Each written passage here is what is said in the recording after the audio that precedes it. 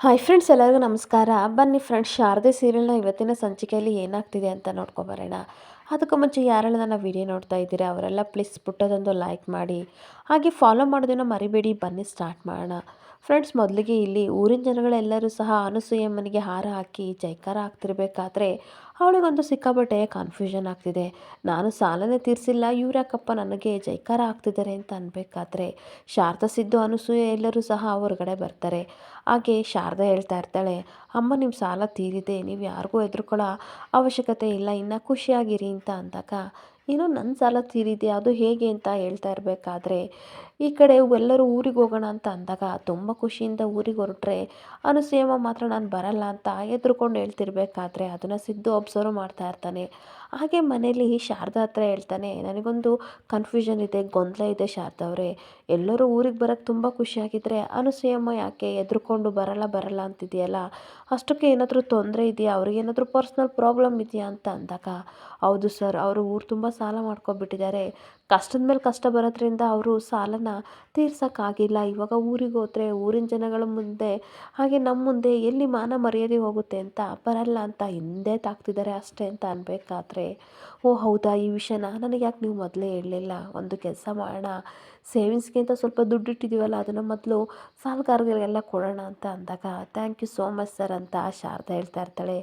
ಯಾಕೆ ಈ ರೀತಿ ಹೇಳ್ತೀರಾ, ನಮಗೋಸ್ಕರ ಅನಸೂಯಮ್ಮ ಎಷ್ಟೆಲ್ಲ ಸಹಾಯ ಮಾಡಿದ್ದಾರೆ, ನಮ್ಮನೇಲಿ ಅವರೊಬ್ಬರು ಅಂತ ಅಂದಾಗ ಅವ್ರ ಕಷ್ಟಕ್ಕೆ ನಾವು ಹಾಕ್ಬೇಕಲ್ವ ಶಾರದಾ ಅವರೇ, ಸಾಲ ಎಲ್ಲ ತೀರ್ಸೋಣ ಅಂದ್ಬಿಟ್ಟು ಅವ್ರ ನಂಬರ್ ಏನಾದ್ರು ಇದೆಯಾ ಅಂತ ಅಂದಾಗ, ಹ್ಞೂ ಸರ್ ಇದೆ ಅಂತ ಫೋನ್ ನಂಬರ್ ಕೊಡ್ತಾ ಇರ್ತಾಳೆ. ಹಾಗೆ ಸಿದ್ದು ಆ ಫೋನ್ ನಂಬರ್ ಎಲ್ಲ ಕಲೆಕ್ಟ್ ಮಾಡಿಕೊಂಡು ಎಲ್ಲರಿಗೂ ಸಹ ಫೋನ್ಪೇ ಮಾಡಿ ಸಾಲ ತೀರಿಸ್ತಾನೆ. ನಡೆದಿದ್ದ ಘಟನೆ ಎಲ್ಲ ಶಾರದಾ ಹೇಳ್ತಿದ್ದಾಗ ಅನಸೂಯನ ಕಣ್ಣಲ್ಲಿ ನೀರು ಬರ್ತಾ ಇರುತ್ತೆ. ನಿಮ್ಮ ಸಹಾಯನ ನಾನು ಯಾವ ರೀತಿ ತೀರಿಸ್ಬೇಕು ಅಂತ ಗೊತ್ತಿಲ್ಲ, ನಿಮ್ಮ ಋಣ ತುಂಬಾ ಇದೆ ನನ್ನ ಹೆಗಲ ಮೇಲೆ ಅಂತ ಅಂದಾಗ, ಯಾಕೆ ಅನಸೂಯಮ್ಮ ಈ ರೀತಿ ಹೇಳ್ತೀರಾ, ನೀವು ಯಾವತ್ತೂ ಸಹ ಕೈ ಮುಗಿಬಾರ್ದು, ದೊಡ್ಡೋರು ನೀವು, ನಮಗೆ ಆಶೀರ್ವಾದ ಮಾಡಬೇಕು ಅಂತ ಸಿದ್ದು ಹೇಳ್ತಾ ಇರ್ತಾನೆ. ಹಾಗೆ ಶಾರದನೂ ಸಹ, ಅಮ್ಮ ಮಾಡಿರೋ ಸಾಲನ ಮಕ್ಕಳು ತಾನೇ ತೀರಿಸೋದು, ಅಂದಮೇಲೆ ನಮ್ಮ ಜವಾಬ್ದಾರಿ, ಅದು ನಮ್ಮ ಕರ್ತವ್ಯನ ನಾವು ಮಾಡಿದೀವಮ್ಮ, ನೀವು ಈ ರೀತಿ ಎಲ್ಲ ಕೈ ಮುಗಿಬೇಡಿ ಅಂತ ಅಂದಾಗ ಶಾರದಾನ ಹಾಗೆ ಮಾಡಿಕೊಂಡು ಅನಸೂಯ ಕಣ್ಣೀರು ಹಾಕ್ತಾ ಇರ್ತಾಳೆ. ಹಾಗೆ ಮತ್ತು ಶಾರದಾನ ಕೈ ಹಿಡ್ಕೊಂಡು ಹೇಳ್ತಾ ಇರ್ತಾಳೆ, ಏನು ಗೊತ್ತಾ ಶಾರದಾ, ಯಾರಿಗೋಸ್ಕರ ಸಾಲ ಮಾಡ್ದೋ ಅವನೇ ನನ್ನನ್ನು ಬಿಟ್ಟೋದ, ಆದರೆ ನಿನಗೆ ನಾನು ಎಷ್ಟು ತೊಂದರೆ ಕೊಟ್ಟೆ, ಕಷ್ಟ ಕೊಟ್ಟೆ, ನೀನು ಮಾತ್ರ ನನಗೆ ಒಳ್ಳೆಯದೇ ಬಯಸ್ಕೊಂಡು ಬಂದೆ. ಕುಬೇರ ಯಾವತ್ತೂ ಈ ಮನೆ ಕರ್ಕೊಬಂದನೋ ಆವತ್ತಿಂದ ಅವನ ಬುದ್ಧಿ, ಅವನ ಸ್ವಭಾವನೆ ನಿನಗೆ ಬಂದಿದೆ ಅಂತ ಅಂದಾಗ, ಏನಮ್ಮ ಈ ರೀತಿ ಹೇಳ್ತೀರಾ, ನಾನು ನಮ್ಮ ಅಪ್ಪನ ಮಗಳು, ಹಾಗಾಗಿ ಅವ್ರು ಯಾವ ರೀತಿ ಇದ್ದರೂ ಅದೇ ಸ್ವಭಾವ ನನಗೆ ಬಂದಿದೆ, ಯಾಕೆ ಹಿಂಗೆ ಅಂತೀರಾ ಅಂತ ಅಂದಾಗ ಅನಸೂಯ ಯೋಚನೆ ಮಾಡ್ತಾ ಇರ್ತಾಳೆ, ನಿಜವಾಗ್ಲೂ ನೀನು ಕುಬೇರನ ಸ್ವಂತ ಮಗಳಲ್ಲ, ಯಾರೆತ್ತ ಮಗಳೋ ಗೊತ್ತಿಲ್ಲ, ಆದರೆ ನಮ್ಮ ಕುಬೇರನ ಬುದ್ಧಿನೇ ನಿನಗೆ ಬಂದಿದೆ, ನಿನ್ನ ಹತ್ರ ಸತ್ಯ ನಾನು ಯಾವ ರೀತಿ ಬಾಯಿ ಬಿಟ್ಟು ಹೇಳಲಿ ಅಂತ ಒಳೊಳಗೆ ಕೊರಗ್ತಾ ಇರ್ತಾಳೆ. ಹಾಗೆ ಕುಬೇರ ಸಾಯೋಕ್ಕೂ ಮುಂಚೆ ಶಾರದನ ಮನೆಗೆ ಕರ್ಕೊಬಂದಾಗ, ಇವಳು ಅನಾಥ ಮಗಳು ಎಲ್ಲೋ ಸಿಕ್ಕಿದ್ಲು ಅಂತ ನೀನು ಯಾರಿಗೂ ಬಾಯ್ ಬಿಡಬಾರ್ದು ಅಕ್ಕ, ಹಂಗಂತ ಮಾತು ಕೊಡು ಅಂತ ಅನಸೂಯನ ಹತ್ರ ಮಾತು ತೊಗೊಂಡಿರ್ತಾನೆ. ಹಾಗೆ ಏನು ಯೋಚನೆ ಮಾಡ್ತಿದ್ದೀರಾ ಅಮ್ಮ ಅಂತ ಶಾರದಾ ಕೇಳ್ತಿರ್ಬೇಕಾದ್ರೆ, ನೀನು ಹೇಳ್ದಲ್ಲ ಅದ್ರ ಬಗ್ಗೆನೇ ಯೋಚನೆ ಮಾಡ್ತಿದ್ದೀನಿ ಅಮ್ಮ, ಯಾರ ಹೊಟ್ಟೆಲಿ ಮಕ್ಕಳು ಹುಟ್ಟಬೇಕು, ಹಾಗೆ ಯಾರು ಸಾಕಬೇಕು ಅನ್ನೋದು ಎಲ್ಲನೂ ಸಹ ಮೇಲೊಬ್ಬ ಇದ್ದಾನಲ್ಲ ಅವನು ನಿರ್ಣಯ ಮಾಡಿರ್ತಾನೆ, ಅದೇ ರೀತಿ ನಾವು ಹೋಗ್ಬೇಕಷ್ಟೇ ಅಂತ ಹೇಳ್ತಾ ಇರ್ತಾಳೆ. ಹಾಗೆ ನೋಡಿ ಅಮ್ಮ, ನನಗಿರೋದು ಅಪ್ಪನ ಗುಣ, ನನ್ನ ಗುಣ ಅಪ್ಪಂಗಿಲ್ಲ, ಯಾವತ್ತಿದ್ರೂ ನಾನು ಅಪ್ಪನ ಥರನೇ ಇರ್ತೀನಿ ಅಂತ ಅಂದಾಗ, ಸರಿ ನಿನ್ನಿಷ್ಟ ಅಂತ ಈ ಕಡೆ ಅನಸೂಯ ಹೇಳ್ತಾ ಇರಬೇಕಾದ್ರೆ ಊರಿನ ಜನಗಳು ಹೇಳ್ತಾ ಇರ್ತಾರೆ, ಅಲ್ಲ ಶಾರದಮ್ಮ, ಇವ್ರು ನಿಮ್ಮ ಅತ್ತೆ ಅಂತ ಹೇಳ್ತೀರಾ, ಈ ಊರಿನ ಮಗಳಾಗಿ ನೀವೆಲ್ಲ ಮರ್ತ್ಬಿಟ್ರಾ ಅಂತ ಅಂದಾಗ, ನನಗೇನು ಅರ್ಥ ಆಗ್ತಿಲ್ಲ ಅಂತ ಶಾರದಾ ಹೇಳ್ತಾ ಇರ್ತಾಳೆ. ಇಷ್ಟು ವರ್ಷದಿಂದ ಇವರು ವೀಲ್ ಚೇರ್ಲೇ ಕೂತಿದ್ದಾರೆ ಅಂತ ಹೇಳ್ತಾ ಇದ್ದೀರಲ್ಲ, ನಮ್ಮ ಊರಿನಲ್ಲಿ ಮದ್ದು ಕೊಡೋ ಮದ್ದಮ್ಮ ಇದ್ದಾರಲ್ಲ, ಅವ್ರ ಹತ್ರ ಹೋಗಿ ನೀವು ತೋರಿಸಿದ್ರೆ ನಿಮ್ಮತ್ತೆ ಮೊದಲಿನ ಥರ ಆಗ್ಬೋದಲ್ವಾ, ಬೇಗ ಹೋಗಿ ತೋರಿಸಿ ಅಂತ ಅಂದಾಗ, ನಾನು ಮರ್ತೇ ಬಿಟ್ಟಿದ್ದೆ ಅಯ್ಯೋ ಅಂತ ಅನ್ಬೇಕಾದ್ರೆ, ಸರ್ ಹೋಗೋಣ ಅಂತ ಅಂದಾಗ, ಇವತ್ತೇ ಹೋಗಿ, ನಿಮ್ಮಮ್ಮ ಮೊದಲಿನ ಥರ ಆದರೂ ಆಗ್ಬೋದು, ಅದರಲ್ಲಿ ಆಶ್ಚರ್ಯ ಏನಿಲ್ಲ ಅಂತ ಅಂದಾಗ, ನಮ್ಮಮ್ಮ ಮೊದಲಿನ ಥರ ಆದರೆ ಅದೇ ನಮಗೆ ದೊಡ್ಡ ಖುಷಿ, ಇವತ್ತೇ ಹೋಗ್ತೀವಿ ಅಂತ ಸಿದ್ದು ಹೇಳ್ತಾ ಇದ್ದರೆ ಊರಿನ ಜನಗಳೆಲ್ಲ ನಿನ್ನಿಂದ ತುಂಬ ಉಪಕಾರ ಆಯಿತು, ಬರ್ತೀವಿ ಅನಸೂಯಮ್ಮ, ಬರ್ತೀವಿ ಶಾರದಾ ಅಂತ ಹೇಳಿ ಹೊರಟೋಗ್ತಾ ಇರ್ತಾರೆ. ಹಾಗೆ ಇನ್ನೊಂದು ಕಡೆ ತಾತನ ಮನೆಯವರೆಲ್ಲರೂ ಸಹ ಅವ್ರ ಊರಿನಲ್ಲಿರೋ ಮನೆ ಒಳಗಡೆ ಬಂದಾಗ ಪಾರಿಜಾತನಿಗೆ ಸಿಕ್ಕಾಬಟ್ಟೆ ಖುಷಿ ಆಗ್ತಿರುತ್ತೆ. ಇದೇನಿದು ಮನೆ ಒಳಗೆಲ್ಲ ಇಷ್ಟೊಂದು ಥರ ಐಟಮ್ ಇದೆಯಲ್ಲ, ಮನೆ ತುಂಬ ಬೆಳ್ಳಿನೇ ಜಾಸ್ತಿ ಇದೆಯಲ್ಲ, ಅಯ್ಯೋ ದೇವ್ರೆ, ಇಲ್ಲಿ ದೇವ್ರ ಮನೆ ಬೇರೆ ಇದೆ, ಹಾಗೆ ಬೆಳ್ಳಿ ವಿಗ್ರಹ ಬೇರೆ ಇದೆ, 1 ಕೆ ಜಿಗೆ 2.5 ಲಕ್ಷ ದುಡ್ಡು ಸಿಕ್ಕಿದ್ರೆ ಇದು ಎಷ್ಟು ಕೆ ಜಿ ಇರ್ಬೋದು ಭಗವಂತ, ಒಂದು 25-30 ಲಕ್ಷ ಸಿಗುತ್ತೆ ಅಂತ ಅಂದ್ಬಿಟ್ಟು ಯೋಚನೆ ಮಾಡ್ತಾ ಇರ್ತಾಳೆ. ಹಾಗೆ ಎಲ್ಲ ಕಡೆ ಆಂಟಿಕ್ ಪೀಸ್ನ ನೋಡಿ ಸಿಕ್ಕಾಬಟ್ಟೆ ಖುಷಿ ಪಡ್ತಿರ್ಬೇಕಾದ್ರೆ ಏನು ಮಾಡ್ತಿದ್ದಾರೆ ಗ್ರಾನಿ ಅಂತ ಜ್ಯೋತಿಕ ಬರ್ತಾಳೆ. ಅಯ್ಯೋ ಗೋಲ್ಡಿ ಬಾಯ್ಲಿ, ಮನೆ ತುಂಬ ಅದೇನೋ ಆಂಟಿ ಪೀಸು ಅಂತ ಅಂತಾರಲ್ಲ ಅದೇ ಇದೆ, ತುಂಬ ಬೆಲೆ ಬಾಳೋ ವಸ್ತುಗಳಿದ್ದಾವೆ ಅಂತ ಅಂದಾಗ ಅಯ್ಯೋ ಗ್ರಾನಿ ಅದು ಆಂಟಿ ಪೀಸ್ ಅಲ್ಲ ಆಂಟಿಕ್ ಪೀಸ್ ಅಂತ ಅಂದಾಗ ಏನೋ ಒಂದು ಪೀಸು, ಇಲ್ಲಿ ನೋಡು ವೆರೈಟಿ ಡಿಸೈನ್ ಆಗಿರೋ ಎಷ್ಟು ಥಿಂಗ್ಸ್ ಎಲ್ಲ ಈ ಮನೇಲಿ ಇದ್ದಾವೆ ನೋಡು, ಇದಂತೂ ತುಂಬ ಚೆನ್ನಾಗಿದೆ ಅಲ್ವಾ ಅಂತ ಯಾವುದೋ ಒಂದು ವಸ್ತುನ ತಗೊಂಡು ತಲೆ ಮೇಲೆ ಇಟ್ಕೊಂಡು ಡ್ಯಾನ್ಸ್ ಮಾಡ್ತಿರ್ಬೇಕಾದ್ರೆ ಆ ಕಡೆಯಿಂದ ದಶರಥ ತಾತ ಬರ್ತಾರೆ. ತುಂಬ ಚೆನ್ನಾಗಿದೆ, ಕೋತಿಕೈಲಿ ಮಾಣಿಕ್ಯ ಕೊಟ್ಟಂಗಿದೆ ಅಂತ ಅಂದಾಗ ಎಲ್ಲರೂ ಹಾಡ್ಕೊಂಡು ಅವಳನ್ನ ನಗಾಡ್ತಾ ಇರ್ತಾರೆ. ಈ ಪಾರಿಜಾತ ತನ್ನ ಮನಸ್ಸಲ್ಲಿ ಬೈಕೋತಾ ಇರ್ತಾಳೆ, ನಾನು ನನ್ನ ಗೋಲ್ಡಿನ ಕೇಳಿದರೆ ಈ ವಯ್ಯ ಸಿಡುಕ್ಮೂತಿ ಸಿದ್ದಪ್ಪ ಯಾವಾಗಲೂ ನನ್ನನ್ನು ಬೈಯಕ್ಕೆ ಕಾಯ್ತಾ ಇರ್ತಾನೆ ಅಂತ ಶಿವನಾರಾಯಣ ತಾತನ ಬೈಕೋತಾ ಇದ್ರೆ ಜ್ಯೋತಿಕಾ ಏನು ಗ್ರಾನಿ ಇದೇನು ಈ ಮನೆ ದೊಡ್ಡ ಪ್ಯಾಲೇಸಾ, ಆ ರೀತಿ ಬಿಲ್ಡಪ್ ಕೊಡ್ತಿದ್ದೀರಲ್ಲ ಅಂತ ಅಂದಾಗ ತಾತ ಹೇಳ್ತಾ ಇರ್ತಾರೆ, ನಿಜ ಜ್ಯೋತಿಕಾ ಈ ಮನೆ ಒಂಥರ ಪ್ಯಾಲೇಸ್ ಥರನೇ, ಆ ಪ್ಯಾಲೇಸಲ್ಲಿ ಸಿಗದಿರೋ ನೆಮ್ಮದಿ ಎಲ್ಲ ಸಂತೋಷ ಎಲ್ಲ ಈ ಮನೆ ಸಿಗುತ್ತೆ, ಅದು ನಿನಗೆ ಗೊತ್ತಾ ಅಂತ ಹೇಳ್ತಾ ಇರ್ತಾರೆ. ಹಾಗೆ ಊರಿನ ಜನಗಳ ಮಧ್ಯೆ ಬೆರೆಯಮ್ಮ ನಿನಗೆ ಗೊತ್ತಾಗುತ್ತೆ, ಸ್ವಚ್ಛ ಗಾಳಿ, ಸ್ವಚ್ಛ ಬೆಳಕು, ಸ್ವಚ್ಛ ಪರಿಸರ, ಸ್ವಚ್ಛ ಮನಸ್ಸಿರೋ ಮನುಷ್ಯರು ಅವರೆಲ್ಲ ಎಷ್ಟು ಒಳ್ಳೆಯರಂತ ನಿನಗೆ ಗೊತ್ತಾಗುತ್ತೆ ಅಂತ ಅಂದಾಗ ಇರ್ಬೋದು ತಾತ, ಬಟ್ ನಾನು ಸಿಟಿಲೇ ಬೆಳೆದಿದ್ದು, ನನಗಿದೆಲ್ಲ ಅಡ್ಜಸ್ಟ್ ಆಗಲ್ಲ, ಈ ಊರಿನ ಜನಗಳ ಮಾತು, ಈ ರೋಡು, ಈ ಗಾಳಿ, ಧೂಳು ಇದೆಲ್ಲ ನನಗೆ ಅಡ್ಜಸ್ಟ್ ಆಗಲ್ಲ, ತುಂಬ ಇರಿಟೇಟ್ ಆಗುತ್ತೆ ಅಂತ ಜೋ ಹೇಳ್ತಾ ಇರ್ತಾಳೆ. ಹಾಗೆ ನಿಜ ಹೇಳಬೇಕು ಅಂದರೆ ತಾತ ನಾನು ಇಲ್ಲಿಂದ ಎಷ್ಟೊತ್ತು ಹೋಗ್ತೀನೋ ಅಂತ ನನಗೆ ಅನಿಸಿದೆ ಅಂತ ಅಂದಾಗ ಅಷ್ಟೊತ್ತಿಗೆ ಪಾರಿಜಾತ ಹೌದು ಗೋಲ್ಡಿ ನೀನು ಹೇಳ್ತಾ ಇರೋದು ಕರೆಕ್ಟ್ ಆಗಿದೆ, ನನಗೂ ಈ ಊರು ಅಡ್ಜಸ್ಟ್ ಆಗ್ತಿಲ್ಲ, ತುಂಬ ಧೂಳಿದೆ, ಫುಲ್ ಸ್ಕಿನ್ನೆಲ್ಲ ಅಲರ್ಜಿ ಆಗ್ತಿದೆ, ಈ ಜನಗಳು ಅದು ಹೇಗಿರ್ತಾರೋ ಅಂತ ಅನ್ಬೇಕಾದ್ರೆ ಕತ್ತೆಗೇನು ಗೊತ್ತು ಕಸ್ತೂರಿ ವಾಸನೆ, ಊರಿನ ಪರಿಮಳ ಗೊತ್ತಿದ್ರೆ ತಾನೆ ಅಂತ ತಾತ ಬೈತಾ ಇದ್ರೆ ಜ್ಯೋತಿಕನು ದಶರಥನು ನಗಾಡ್ತಾ ಇರ್ತಾರೆ.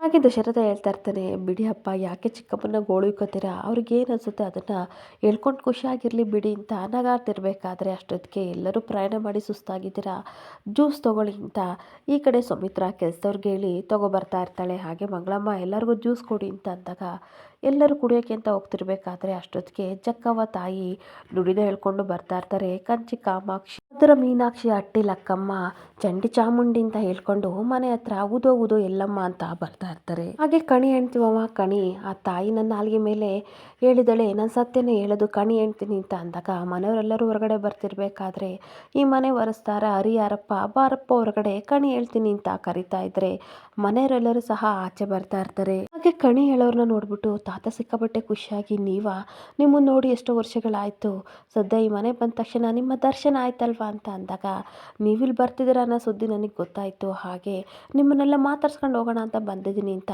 ಕಣಿ ಹೇಳೋರು ಹೇಳ್ತಾ ಇರ್ತಾರೆ. ಈ ತಾತ ನಿಮ್ಮ ಮಾತನ್ನ ಕೇಳಿ ನನಗೆ ಸಿಕ್ಕಾಪಟ್ಟೆ ಸಂತೋಷ ಆಗ್ತಿದೆ ಅಂತ ಅಂದಾಗ ಸುಮಿತ್ರನ ನೋಡಿ ಕಣಿ ಹೇಳೋರು ಹೇಳ್ತಾ ಇರ್ತಾರೆ, ನೋಡ್ತಾಯಿ ನಾನು ಸತ್ಯನೇ ಹೇಳ್ತಿದ್ದೀನಿ, ಆ ಕೊರವಂಜ ತಾಯಿ ನನ್ನ ನಾಲ್ಗೆಯಲ್ಲಿ ಸತ್ಯನ ನುಡಿಸ್ತಾ ಇದ್ದಾಳೆ, ಇನ್ಮೇಲೆ ನಿನ್ನ ಮಗಳಿಗೆಲ್ಲ ಒಳ್ಳೇದೇ ಆಗ್ತಾಯಿದೆ ಅಂತ ಅಂದಾಗ ಈ ಕಡೆ ಜ್ಯೋತಿಕನಿಗೆ ಒಳ್ಳೇದಾಗುತ್ತೆ ಅಂತ ಸುಮಿತ್ರಾ ಸಿಕ್ಕಾಬಟ್ಟೆ ಖುಷಿ ಪಡ್ತಾ ಇರ್ತಾಳೆ.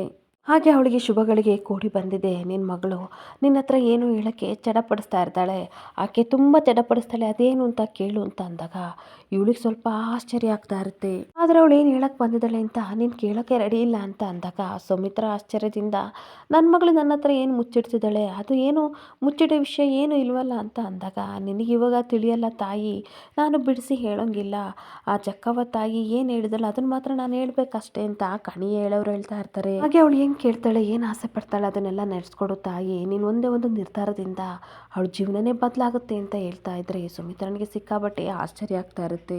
ಹಾಗೆ ಸರಿಯಾಗಿ ನೆನ್ಪಿಟ್ಕೋ ತಾಯಿ, ನನ್ನ ನಾಲ್ಗೆ ಮೇಲೆ ಮಚ್ಚ ಇದೆ, ನಾನು ಯಾವುದು ಸುಳ್ಳು ಹೇಳ್ತಿಲ್ಲ ಅಂತ ಅಂದಾಗ ಅಯ್ಯೋ ಹೀಗಂದ್ರೆ ಹೀಗೆ ತಪ್ಪಾಗಿ ತಿಳ್ಕೊಬೇಡಿ, ನನ್ನ ಮಗಳು ಏನು ಕೇಳಿದ್ರು ನಾನು ಕೊಡೋಕೆ ರೆಡಿ ಇದ್ದೀನಿ, ಅವಳಿಗೋಸ್ಕರ ಎಷ್ಟು ಕಷ್ಟದ ಕೆಲಸ ಆದರೂ ನಾನು ಮಾಡ್ತೀನಿ ಅಂತ ಸುಮಿತ್ರ ಹೇಳ್ತಾ ಇರ್ತಾಳೆ. ಹಾಗೆ ನೀವು ಹೇಳ್ತಿರೋ ಮಾತು ಅರ್ಥ ಆಗ್ತಿಲ್ಲ, ನನ್ನ ಮಗಳು ಇಲ್ಲೇ ಇದ್ದಾಳೆ, ನಾನು ಯಾವ ನಿರ್ಧಾರ ತಗೋಬೇಕು ಅಂತ ಅಂದಾಗ ತಾತನೂ ಸಹ ನೀನು ಏನು ಹೇಳ್ತಿದ್ದೆ ಅರ್ಥ ಆಗ್ತಿಲ್ಲ, ನಮ್ಮನೆ ಮಗಳು ನಮ್ಮನೆ ಜೊತೆನೇ ಇದ್ದಾಳೆ, ಇನ್ನೇನು ನಿರ್ಧಾರ ತಗೋಬೇಕು ಅಂತ ಅಂದಾಗ ಕಣ್ಣಿಗೆ ಕಾಣೋ ನೂರಾರು ಸತ್ಯ ಎಲ್ಲ ಸತ್ಯ ಆಗಿರಲ್ಲ ಅಲ್ವಾ ಅಂತ ಅಂದಾಗ ಜ್ಯೋತಿಕನಿಗೆ ಸಿಕ್ಕಾಬಟ್ಟೆ ಶಾಕ್ ಆಗ್ತಾ ಇರುತ್ತೆ. ಹಾಗೆ ಕಣ್ಣೆದುರಿಗಿರೋ ಸುಳ್ಳು ದೂರನೇ ಆಗ್ಬೋದು ಅಥವಾ ಸತ್ಯನೇ ಆಗಿರ್ಬೋದಲ್ವಾ ಅಂತ ಅಂದಾಗ ಪಾರಿಜಾತನಿಗೆ ಸಿಕ್ಕಾಬಟ್ಟೆ ಶಾಕ್ ಆಗ್ತಾ ಇರುತ್ತೆ. ಹಾಗೆ ನಿನ್ನ ಯೋಚನೆ ದಾರಿ ತಪ್ಪದಂಗೆ ನೋಡ್ಕೋ ತಾಯಿ ಅಂತ ಅನ್ಬೇಕಾದ್ರೆ ಸುಮಿತ್ರ ಸಿಕ್ಕಾಬಟ್ಟೆ ಟೆನ್ಷನ್ ಮಾಡ್ಕೊಂಡು ಅಮ್ಮ ಈ ರೀತಿ ಒಗಟಕ್ಕೆ ಮಾತಾಡಿದ್ರೆ ನನಗೆ ಏನು ಅರ್ಥ ಆಗಲ್ಲ ಅಂತ ಕಣ್ಣೀರಾಗ್ತಾ ಇರ್ತಾಳೆ. ದಶರಥ ಟೆನ್ಷನ್ ಮಾಡ್ಕೋಬೇಡ ಸುಮಿತ್ರ, ಸಮಾಧಾನವಾಗಿರು, ದೇವರು ಅವ್ರ ಹತ್ರ ಏನು ಹೇಳಿಸ್ತಾನೋ ಅದನ್ನಷ್ಟೇ ಅವರು ಹೇಳೋದು, ಪೂರ್ತಿ ಸತ್ಯ ನಿಜವಾಗ್ಲೂ ಅವ್ರಿಗೂ ಗೊತ್ತಿಲ್ಲ ಅಂತ ದಶರಥ ಹೇಳ್ತಾ ಇರ್ತಾನೆ. ಹಾಗೆ ತಾಳ್ಮೆಯಿಂದ ಕೂತು ಅವ್ರು ಹೇಳಿರೋ ಮಾತನ್ನು ಒಳ ಮನಸ್ಸಿಂದ ನಾವು ಬಿಡಿಸೋಣ, ಆವಾಗ ಸ್ವಲ್ಪ ಅರ್ಥ ಆಗ್ಬೋದು.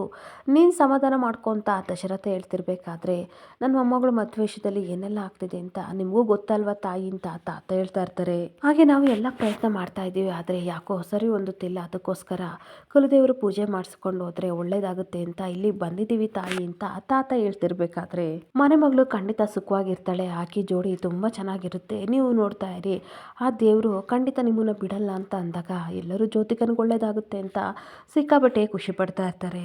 ಈ ಪಾರಿಜಾತ ತನ್ನ ಮನಸ್ಸಲ್ಲಿ ಯೋಚನೆ ಮಾಡ್ತಾ ಇರ್ತಾಳೆ, ಈ ಕೊರವಂಜಿ ಶಾರದೆ ಏನಾದರೂ ಮತ್ತೆ ವಾಪಸ್ ಬರ್ತಾಳೆ ಅಂತ ಹೇಳ್ತಾ ಇದ್ದಾಳೆ. ಆ ರೀತಿ ಏನಾದರೂ ಬಂದರೆ ನಮ್ಮ ಗೋಲ್ಡಿ ಕಥೆ ಏನು ಅಂತ ಯೋಚನೆ ಮಾಡ್ತಿದ್ರೆ ಸುಮಿತ್ರಾ ತುಂಬ ಖುಷಿಯಾಗಿ ಅವರಿಗೆ ಮಡ್ಲಕ್ಕಿನ ಕೊಡ್ತಾ ಇರ್ತಾಳೆ. ಹಾಗೆ ಅವರು ಖುಷಿಯಿಂದ ಹೊರಟೋಗ್ತಿರ್ಬೇಕಾದ್ರೆ, ನನ್ನ ಮಗಳಿಗೆ ಒಳ್ಳೆ ಕಾಲ ಬಂತು ಅಂತ ಹೇಳಿದ್ರಲ್ಲ, ನನಗಂತೂ ಸಿಕ್ಕಾಬಟ್ಟೆ ಖುಷಿ ಆಗ್ತಿದೆ ಅಂತ ಸುಮಿತ್ರಾ ಮಾವನ ಹತ್ರ ಹೇಳ್ತಾ ಇರ್ತಾಳೆ. ಈ ಸುಮಿತ್ರಾ ಮತ್ತೆ ಹೇಳ್ತಾ ಇರ್ತಾಳೆ, ನೋಡು ಚಿನ್ನ, ನಿನ್ನ ಬಗ್ಗೆ ನಾನು ತುಂಬ ಅರ್ಥ ಮಾಡ್ಕೊಂಡಿದ್ದೀನಿ, ಆದರೆ ನಾನೇನಾದರೂ ನಿನ್ನನ್ನು ತಪ್ಪಾಗಿ ತಿಳ್ಕೊಂಡಿದ್ರೆ ಅಥವಾ ಕೆಲವೊಂದು ಸಲ ನಿನ್ನ ಬೈದಿದ್ರೆ ದಯವಿಟ್ಟು ಅಮ್ಮನ ತಪ್ಪನ್ನು ಕ್ಷಮಿಸು, ಸಾಧ್ಯವಾದಷ್ಟು ನಿನ್ನನ್ನು ಅರ್ಥ ಮಾಡ್ಕೊಳ್ಳೋಕ್ಕೆ ತುಂಬ ಟ್ರೈ ಮಾಡ್ತೀನಿ ಬಂಗಾರ ಅಂತ ಅಂದಾಗ ಜ್ಯೋತಿಕನಿಗೆ ಸಿಕ್ಕಾಬಟ್ಟೆ ಖುಷಿ ಆಗ್ತಿರುತ್ತೆ. ಹಾಗೆ ಅಮ್ಮನ ಹಗ್ ಮಾಡಿಕೊಂಡು ಮತ್ತೆ ಯೋಚನೆ ಮಾಡ್ತಾ ಇರ್ತಾಳೆ. ಅಮ್ಮ ನೋಡಿದರೆ ಕೊರವಂಜಿ ಹೇಳಿದ್ದೆಲ್ಲ ನನ್ನ ಬಗ್ಗೆ ಅಂತ ಅಳ್ಕೊಂಡಿದ್ದಾರೆ, ಆದರೆ ಅವ್ರು ಏನಾದ್ರು ಹೇಳಿದ್ದು ಶಾರದ ಬಗ್ಗೆನಾ ಅಂತ ಯೋಚನೆ ಮಾಡಿಕೊಂಡು ಟೆನ್ಷನ್ ಆಗಿ ನಿಂತ್ಕೊಬಿಡ್ತಾಳೆ. ಇನ್ನೊಂದು ಕಡೆ ದಶರಥ ಕೊರವಂಜಿ ಹೇಳಿರೋ ಮಾತೆಲ್ಲ ನೆನಪು ಮಾಡಿಕೊಂಡು ಸಿಕ್ಕಾಬಟ್ಟೆ ಟೆನ್ಷನ್ ಮಾಡ್ಕೊತಾ ಇರ್ತಾನೆ. ನಿನ್ನ ಮನೆ ಮಗಳು ಸುಖವಾಗಿರ್ತಾಳೆ, ಎಲ್ಲರಿಗೂ ಒಳ್ಳೇದು ಮಾಡ್ತಾಳೆ, ಆ ತಾಯಿ ಕಾಪಾಡ್ತಾಳೆ ಅಂತ ಹೇಳಿದ ಮಾತನ್ನ ಕೇಳಿ ಅವನಿಗೆ ಸಿಕ್ಕಾಪಟ್ಟೆ ಟೆನ್ಷನ್ ಆಗ್ತಿದ್ರೆ, ಇನ್ನೊಂದು ಕಡೆ ತನ್ನ ಫ್ರೆಂಡು ಡಾಕ್ಟರು ನಿಜವಾಗ್ಲೂ ಜ್ಯೋತಿಕಾ ನಿನ್ನ ಮತ್ತು ಸುಮಿತ್ರಾ ರಕ್ತ ಹಂಚ್ಕೊಂಡು ಹುಟ್ಟಿರೋ ಮಗಳಲ್ಲ ಅಂತ ಹೇಳಿದ್ದೆಲ್ಲ ನೆನ್ಪು ಮಾಡಿಕೊಂಡು ಸಿಕ್ಕಾಪಟ್ಟೆ ಟೆನ್ಷನ್ ಮಾಡ್ಕೊತಾ ಇರ್ತಾನೆ. ಹಾಗೆ ಇನ್ನೊಂದು ಕಡೆ ಪಾರಿಜಾತ ಜ್ಯೋತಿಕನ ಕರ್ಕೊಂಡು ಹೊರಗಡೆ ಬರ್ತಿರ್ಬೇಕಾದ್ರೆ ಜ್ಯೋತಿಕಾ ಹೇಳ್ತಾ ಇರ್ತಾಳೆ, ನನಗಂತೂ ಈ ಊರಲ್ಲಿ ಇರೋಕ್ಕಾಗ್ತಿಲ್ಲ, ಎಷ್ಟೊತ್ತಿಗೆ ಟೌನಿಗೆ ಹೋಗ್ತೀನೋ ಅಂತ ಅನಿಸಿದೆ ಅಂತ ಅಂದಾಗ, ಅಯ್ಯೋ ನಿಂದೊಂದು ನನಗೆ ದೊಡ್ಡ ಟೆನ್ಷನ್ ಆಗಿದೆ, ಆ ಕೊರವಂಜಿ ಬಗ್ಗೆ ನನಗೆ ತುಂಬ ಚೆನ್ನಾಗಿ ಗೊತ್ತು ಗೋಲ್ಡಿ, ಅವಳು ಹೇಳ್ತಿರೋದೆಲ್ಲ ಶಾರದಾ ಬಗ್ಗೆ ಅಂತ ನನಗೆ ಗೊತ್ತು, ಅವಳೇನಾದರೂ ವಾಪಸ್ ಬಂದರೆ ನಮ್ಮ ಕತೆ ಮುಗೀತು ಅಷ್ಟೇ, ನಿಮ್ಮ ತಾತನ ಮೊದಲೇ ನನಗೆ ಮರ್ಯಾದೆ ಕೊಡಲ್ಲ, ನನ್ನ ಮಾನ ಮರ್ಯಾದೆನ ಹರಾಜಾಕಿ ಆಚೆ ಓಡಿಸ್ತಾರೆ ಅಂತ ಅಂದಾಗ, ಸುಮ್ಮನೆ ಇರು ಗ್ರಾನಿ, ಯಾವಾಗಲೂ ಬರೀ ನಿನ್ನ ಬಗ್ಗೆನೇ ಯೋಚನೆ ಮಾಡ್ತೀರಾ, ನನ್ನ ಬಗ್ಗೆ ಒಂದು ಸ್ವಲ್ಪನಾದರೂ ಯೋಚನೆ ಮಾಡಿದ್ದೀರಾ, ಈ ಮನೆ ಮಗಳು ನಾನಲ್ಲ ಅಂತ ಗೊತ್ತಾದರೆ ಕತ್ತಿಡ್ದು ನನ್ನನ್ನು ಆಚೆ ತಳ್ತಾರೆ, ಸಾಯಿಸಿದ್ರು ಅದರಲ್ಲಿ ಸಂಶಯ ಇಲ್ಲ, ಅಂಥದ್ರಲ್ಲಿ ಬರೀ ನಿಮ್ಮ ಬಗ್ಗೆನೇ ಯೋಚನೆ ಮಾಡ್ತೀರಾ ಅಂತ ಅನ್ಬೇಕಾದ್ರೆ, ಅಯ್ಯೋ ನಿನಗೆ ಇದೆಲ್ಲ ಅರ್ಥ ಆಗಲ್ಲ, ಸುಮ್ಮನೆ ಇರು, ನನಗೆ ತಲೆ ಕೆಟ್ಟೋಗಿದೆ, ಎಲ್ಲ ಶಾರದನಿಂದ ಅಂತ ಹೇಳ್ಕೊಂಡು ಕರ್ಕೊಂಡು ಬರ್ತಾ ಇದ್ದರೆ ಶಾರದಾ ಊರ ಜನಗಳನ್ನೆಲ್ಲ ಮಾತಾಡ್ತಿರ್ಬೇಕಾದ್ರೆ ಅದನ್ನು ನೋಡಿ ಇವಳಿಗೆ ಸಿಕ್ಕಾಪಟ್ಟೆ ಆಶ್ಚರ್ಯ ಆಗ್ತಾ ಇರುತ್ತೆ. ಆ ಶಾರದನ ವಿಷಯ ಮಾತಾಡಿದಾಗ ಎಲ್ಲ ಬರೀ ಅವಳೇ ಕಣ್ಣೆದ್ರು ಕಾಣ್ತಾಳೆ. ಅಲ್ಲಿ ನೋಡು ಗೋಲ್ಡಿ, ಯಾರೋ ಹೆಂಗಸು ನಡ್ಕೊಂಡು ಹೋಗ್ತಾ ಇದ್ದಾಳೆ, ನೋಡಿದರೆ ಅವಳೇ ನನ್ನ ಕಣ್ಣಿಗೆ ಕಾಣಿಸ್ತಿದ್ದಾಳೆ ಅಂತ ಅಂದಾಗ ಈ ಕಡೆ ಜ್ಯೋತಿಕಾ ಶಾರದನ ನೋಡಿ ಸಿಕ್ಕಾಬಟ್ಟೆ ಅವಳಿಗಂತೂ ಶಾಕ್ ಆಗ್ತಾ ಇರುತ್ತೆ. ಈ ಶಾರದಾ ಜೊತೆ ಸಿದ್ದು ಮತ್ತು ವಿಮಲನ ನೋಡಿದಾಗ ಅವಳಿಗಂತೂ ಸಿಕ್ಕಾಬಟ್ಟೆ ಶಾಕ್ ಆಗಿ, ಇದು ಕನಸಲ್ಲ, ನಿಜವಾಗ್ಲೂ ಶಾರದಾ ಸಿದ್ದು ಇಲ್ಲೇ ಇದ್ದಾರೆ ಅಂತ ಅಂದಾಗ, ಅಯ್ಯೋ ದೇವ್ರೆ, ಅವ್ರು ಇಲ್ಲೇ ಇದ್ದಾರಾ, ನನಗೆ ಸಿಕ್ಕಾಪಟ್ಟೆ ಟೆನ್ಷನ್ ಆಗ್ತಿದೆ ಅಂತ ಅಂದ. ನೀನು ತಲೆ ಕೆಡಿಸ್ಕೊಬೇಡ ಗ್ರಾನಿ, ಹೇಗಾದರೂ ಮಾಡಿ ಅವಳನ್ನ ಈ ಸಲ ಮುಗ್ಸೋಣ ಅಂತ ಹೇಳ್ತಾ ಇರ್ತಾಳೆ. ಏನು ಯಾವಾಗಲೂ ಮುಗ್ಸೋಣ ಅಂತ ಹೇಳ್ತೀಯಾ, ನಿನ್ನ ಕೈಲಿ ಏನು ಮಾಡೋಕ್ಕಾಗಲ್ಲ, ಬರೀ ಕೊಲೆ ಮಾಡ್ತೀನಿ ಅಂತ ಹೋಗ್ತೀಯಾ, ಏನೇನೋ ಪ್ಲ್ಯಾನ್ ಫ್ಲಾಪ್ ಆಗುತ್ತೆ, ನೀನೆಲ್ಲಿ ಸಿಗಾಕೋತೀಯ ಅಂತ ಟೆನ್ಷನ್ ಆಗ್ತಿದೆ ಅಂತ ಅಂದಾಗ, ಟೆನ್ಷನ್ ಮಾಡ್ಕೋಬೇಡಿ, ಈ ಸಲ ಪಕ್ಕ ಪ್ಲ್ಯಾನ್ ಮಾಡಿದ್ದೀನಿ, ಈ ಜ್ಯೋತಿಕಾ ಕೊಲೆ ಮಾಡೋದ್ರಲ್ಲಿ ತುಂಬಾ ಎಕ್ಸ್ಪೋರ್ಟು, ಒಂದು ಡ್ರಾಪ್ ರಕ್ತನೂ ಸಹ ತನ್ನ ಕೈ ಮೇಲೆ ಹಾಕ್ಕೊಳ್ದಲೇ ನಾಜೂಕಾಗಿ ಕೊಲೆ ಮಾಡ್ತಾಳೆ, ನೋಡಿ ಈ ಸಲ ನಾನು ಮಾಡಲ್ಲ, ಊರಿನ ಜನಗಳೇ ಅವರಿಬ್ಬರನ್ನ ಕೊಲೆ ಮಾಡಬೇಕು, ಆ ರೀತಿ ಮಾಡ್ತೀನಿ ಅಂತ ಪ್ಲ್ಯಾನ್ನ ಪಾರಿಜಾತನ ಹತ್ರ ಹೇಳ್ಕೊಂಡು ಎಕ್ಸಿಕ್ಯೂಟ್ ಮಾಡ್ತಾ ಇರ್ತಾಳೆ. ಹಾಗೇನೊಂದು ಕಡೆ ದಶರಥ ಕೊರವಂಜಿ ಹೇಳಿರೋ ಮಾತೆಲ್ಲ ನೆನಪು ಮಾಡಿಕೊಂಡು ಟೆನ್ಷನ್ ಮಾಡ್ಕೊಂಡು ನಿಂತಿರಬೇಕಾದ್ರೆ ಈ ಕಡೆ ಸುಮಿತ್ರ ಬರ್ತಾಳೆ. ರೀ, ನನಗಂತೂ ಸಿಕ್ಕಾಬಟ್ಟೆ ಖುಷಿ ಆಗ್ತಿದೆ, ನಮ್ಮ ಮಗಳ ಬಗ್ಗೆ ಕೊರವಂಜಿ ಹೇಳಿದ್ರಲ್ಲ, ಸಾಕ್ಷಾತ್ ದೇವರೇ ಬಂದು ನಿನ್ನ ಮಗಳಿಗೆ ಇನ್ನು ಒಳ್ಳೇದಾಗುತ್ತೆ ಅನ್ನೋ ರೀತಿ ಇತ್ತು, ನನಗೆ ಸಿಕ್ಕಾಬಟ್ಟೆ ಸಂತೋಷ ಆಗ್ತಿದೆ ಅಂತ ಅಂದಾಗ ದಶರಥ ಹೇಳ್ತಾ ಇರ್ತಾನೆ, ನಿಜವಾಗ್ಲೂ ಆ ರೀತಿ ಅನ್ನಿಸ್ತಿದ್ಯಾ, ಕೊರವಂಜಿ ಅವರು ಹೇಳೋದು ಒಂದು ಅರ್ಥ ಆಗಲ್ಲ, ಅವರು ಒಳ ಅರ್ಥನ ಅರ್ಥ ಮಾಡ್ಕೊ, ಅವರು ನಿಜವಾಗ್ಲೂ ಜ್ಯೋತಿಕನ ಬಗ್ಗೆ ಹೇಳಿದ್ರ ಅಂತ ಅಂದಾಗ ನಗಾಡ್ಕೊಂಡು ಇನ್ನಾರ ಬಗ್ಗೆ ಹೇಳ್ತಾರೆ, ನಮಗೇನು ಇನ್ನೊಬ್ಳು ಮಗಳಿದ್ದಾಳ ಅಂತ ಸುಮಿತ್ರ ನಗಾಡ್ತಾ ಇರ್ತಾಳೆ. ಎಲ್ಲ ಸತ್ಯನೂ ಹೇಳಲೇಬೇಕು, ಆದಷ್ಟು ಬೇಗ ಜ್ಯೋತಿಕಾ ನಿನ್ನ ಮಗಳಲ್ಲ ಅಂತ ಹೇಳಬೇಕು ಅಂತ ತುಂಬ ಟ್ರೈ ಮಾಡ್ತಿರ್ಬೇಕಾದ್ರೆ ದಶರಥ ಹೇಳ್ತಾ ಇರ್ತಾನೆ, ನಿನ್ನ ಹತ್ರ ಒಂದು ಇಂಪಾರ್ಟೆಂಟ್ ವಿಷಯ ಮಾತಾಡಬೇಕು ಅಂತ ಅಂದಾಗ, ಅದೇನು ಹೇಳ್ಬಿಡಿ ಅಂತ ಇರ್ತಾಳೆ. ಅಷ್ಟೊತ್ತಿಗೆ ಜ್ಯೋತಿಕಾ ಕಾಲ್ ಮಾಡ್ತಾ ಇರ್ತಾಳೆ.